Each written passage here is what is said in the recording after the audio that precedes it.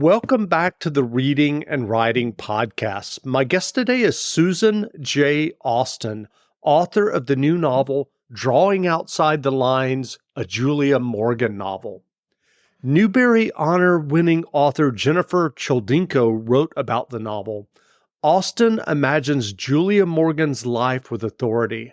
She makes an important historical figure accessible to us. Drawing Outside the Lines makes us see and feel what Morgan was up against, which makes her spectacular work all the more impressive.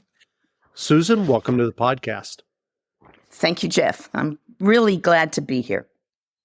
Absolutely. Well, if someone listening hasn't yet heard about your new novel, Drawing Outside the Lines, how would you describe the novel?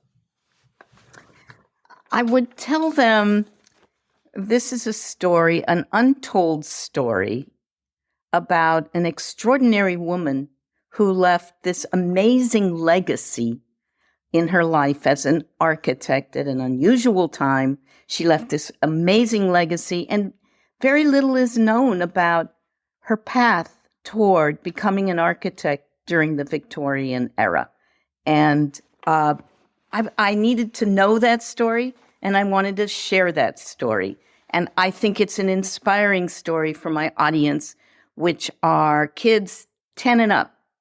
That means kids who are able to read chapter books, interested in this kind of topic, and any adult who happens to be lucky enough to be near the book. Do you remember the original idea or impetus that led you to write Drawing Outside the Lines? Well, a lot of the impetus comes from my own curiosity. Julia Morgan was an extraordinary person, and a lot is known about her work as an architect. Over 700 sites, which is extraordinary even today, more extraordinary in the early 1900s. However, very little is known about her early years, and I really wanted to know what drove this young woman to have a dream like this, to seek the dream, and to actually persist and be courageous enough to make it come true. And so that curiosity and knowing that there was very little about her, that's what stimulated my curiosity, my years of research, and my imagination. Sure. Well, I think we should maybe back up just a moment. And if someone listening is not familiar with Julia Morgan and her work as an architect, can you tell us a little bit about her? Yes, of course.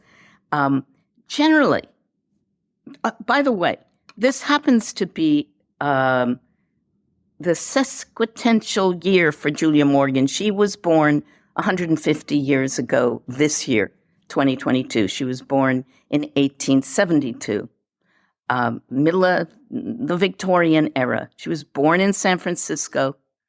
As a young girl, her family moved to Oakland, California. And if you read the biographies about Julia Morgan, it says she moved to Oakland, she went to high school there, she went to the University of California where she studied engineering, and then went off to the École des Beaux-Arts in Paris and became this extraordinary person, the first one to get a degree in architecture from there, the first licensed architect in the state of California, who was a woman. Like, I left that part out. She achieved extraordinary things at a very young age and during her entire life, but virtually nothing was known about what led her on this unlikely path. And what is it about her that allowed her to succeed?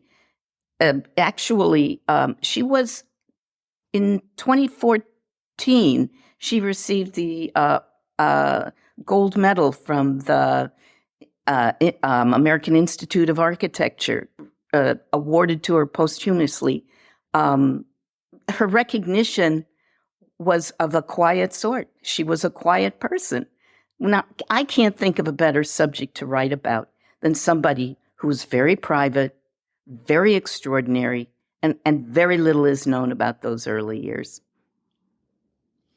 You've obviously explained already, her accomplishments given the fact that she was a woman at this time.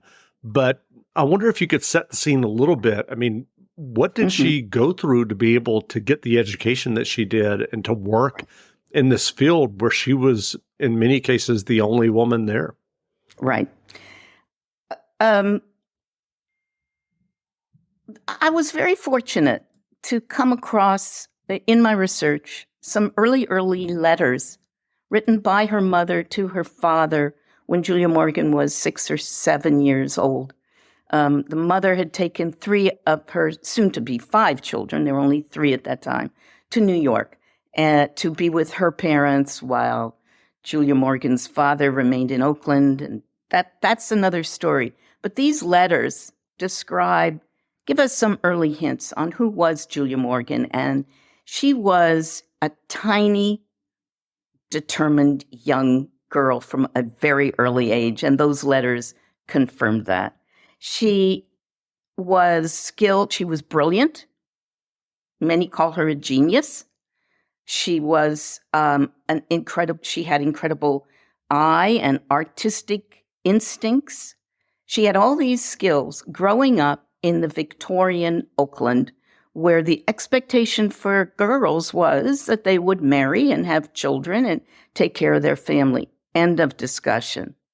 Julia had other dreams, and that is a very difficult thing to hold on to have these unlikely dreams in a time when they were not something little girls thought about.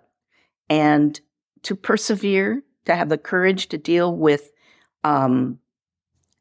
people who didn't think it was right for her to be taking up their place in college when young men could be studying there instead of precocious young women. So she was constantly facing social disapproval, and that was the culture of the times. That was the Victorian time and the expectation for young girls. I think that's the message, Jeff, of this whole story. This is Julia Morgan's life from ages 11 to 21, that period before she goes off to Paris, and that rest is history. That period, that shaping, those years of development and finding that inner strength served her well for the rest of her life. And you mentioned the letters from her mother to her father. That raises a question. What kind of research did you do as you were writing this novel about Julia Morgan? Right.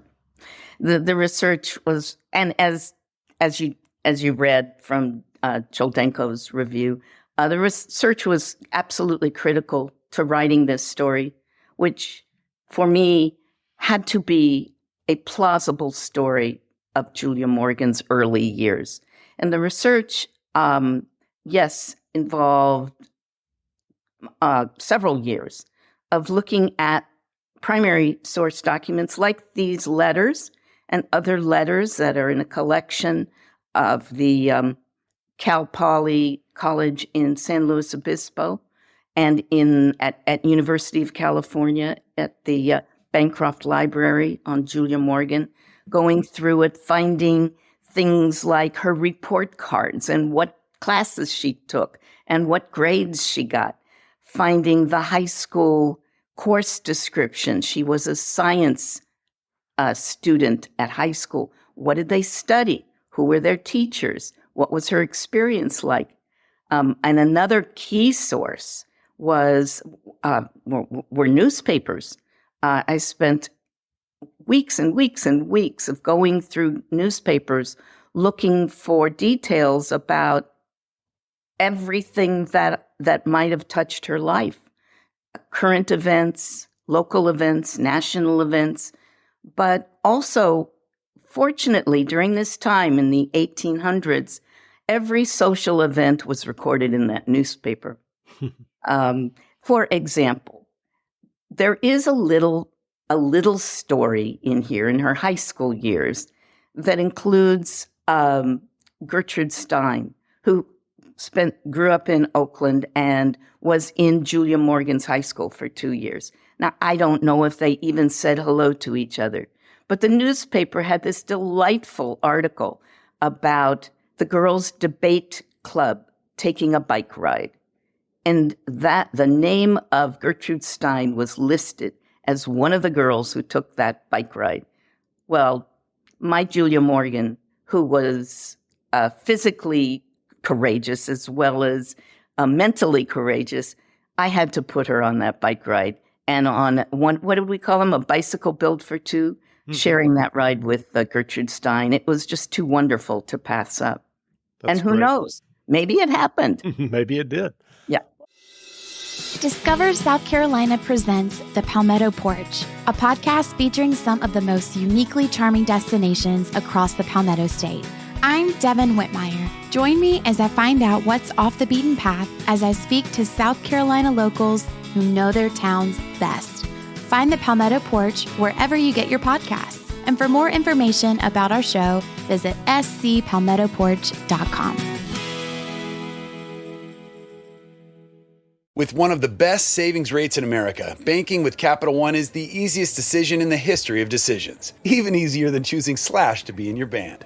Next up for lead guitar. You're in. Cool. Yep, even easier than that. And with no fees or minimums on checking and savings accounts, is it even a decision? That's banking reimagined. What's in your wallet? Terms apply. See CapitalOne.com/bank for details. Capital One N.A. member FDIC. So what was your initial writing journey that led you to writing and getting your first novel published? So my background is in education, and I'm so glad you asked that question because it's an important one. And my advanced degree is in social studies education. I've always had an interest in social history in particular, and research has always led the way for me. So how did I go from education to writing? Well, I was in a period of my life when I had been spending a lot of time at the Berkeley Historical Society, helping them digitize photographs. And I'm very fond of photographs, by the way, Jeff. That's another important source for me. There is so much story and layers of story in photographs. And so this work that I was doing for the Historical Society set me off on a very interesting path. I ran into a lot of photographs about a fire that took place in Berkeley in 1923. And it nearly destroyed the whole city. In fact, 600 homes burned in a matter of hours. And it was an extraordinary experience for the city.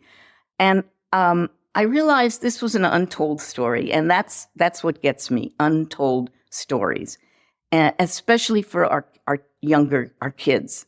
And I decided to see if I could tell that story in a way that would capture their interest and awaken their interest in history, and particularly social history.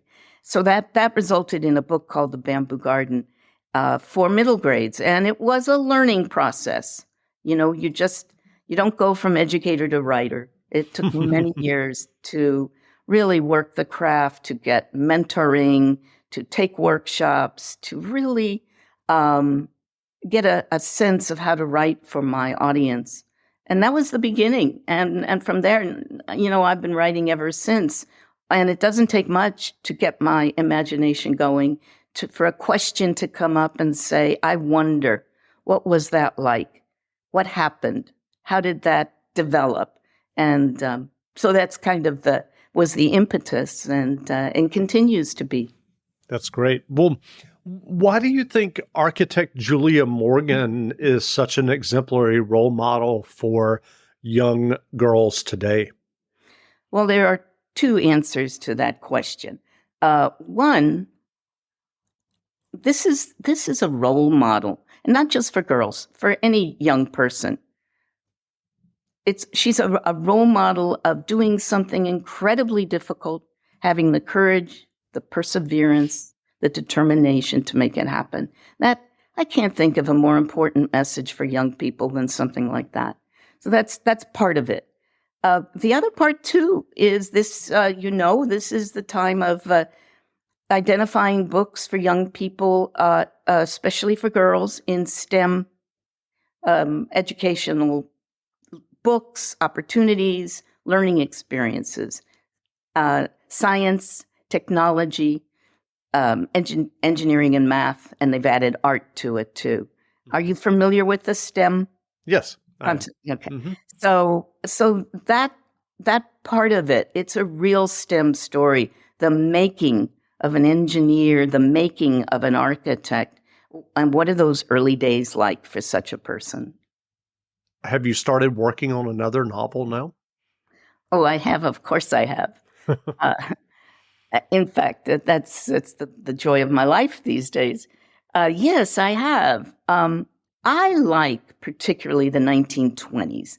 I like this period before the Depression, between the wars, and right now I'm immersed in Hollywood, California, 1928.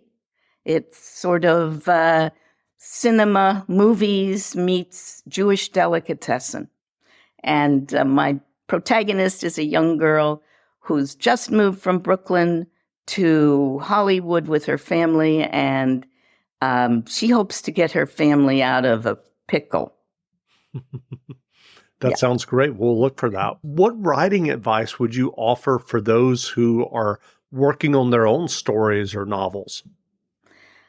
Well, I think the first bit of advice based really on my own experience is you really have to love the subject. You have to really want to live with it for years, and not only love it, but want to expand your understanding of whatever it is. And if it's something that you have to make yourself do because you think you should, don't do it. Do it because it comes from something inside of you that needs to be done, that in order for you to feel complete. So that's part of my advice. And the other is now I write for middle grade audience. And the first thing I did was join SCBWI, the Society of Children's Book Writers and Illustrators. And both the local, regional, and national opportunities are fantastic. Anything that could enrich my understanding of the craft and my network of other writers is really important. And that's the last point. I can't think of anything more important than having a critique group that you trust and that you enjoy, that you can spin ideas with and get ideas from. And that's a really important part of what's nurtured my work and kept me moving forward. That's great. Well, what novels have you read recently that you enjoyed? Let's see. What novels have I read? Oh my gosh. Nonfiction books. No, I prefer fiction. I can't do nonfiction. And that's just the way it is. And Sure. I love historical fiction. So I think, and here's an example of one I've loved that I've loved over the years, Possession by A.S. Byatt. And the reason I loved it's a dual story of a story that takes place in the 1800s and then a contemporary parallel story. And I love the way they're constructed and where they come together and cross over and enrich my understanding of the times and of literature. And I love books about books. Those. So let's see. Golly, I should have prepared for this and brought my stack in. I will say, and it's a guilty pleasure, but it really helps. I like what I call a palate cleanser. you know how you eat a heavy meal Sure. and you have a little maybe sherbet in between to cleanse the palate to prepare you for the next course. My guilty pleasure are British mysteries. There's something about the structure, the predictability that I enjoy a great deal. That's wonderful. Well, where can people find you online if they want to learn more about you and your novels? Well, check out my website, which is my name, SusanJAustin.com. So it couldn't be more simple. And something else I wanted to just share with you really quickly before we sure. end. Absolutely. So this, as the book about Julia Morgan is being promoted, and I realize I'm going to be having an opportunity to see and be with kids and families and talk about Julia Morgan, I put together what I call a hunt for Julia Morgan treasures. And so wherever I'm signing books or wherever I'm physically present, I'm going to be handing out my treasure hunt for looking for Julia Morgan buildings. And as I said, there are over 700. I picked 8. And they're mainly in Berkeley, and they're mainly at Mills College, where she has some beautiful buildings. So it's just for fun. It's an idea maybe your writers will think about as they think about how to share their books with their public. An activity like that was fun for me and will be fun for my readers. That's great. Yeah. Well, again, we've been speaking with Susan J. Austin, author of the new novel, Drawing Outside the Lines, a Julia Morgan novel. The novel is on sale now, so go buy a copy. And Susan, thanks for doing this interview. You're welcome, Jeff. It's been a pleasure, and good luck to all of you writers out there. Wonderful. And readers. Yes, wonderful. Yes. Thanks a lot.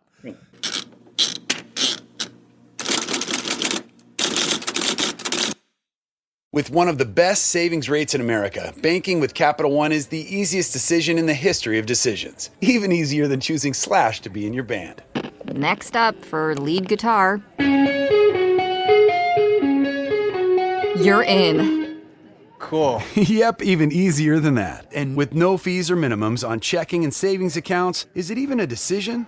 That's banking reimagined. What's in your wallet? Terms apply. See CapitalOne.com/bank for details. Capital One NA, member FDIC.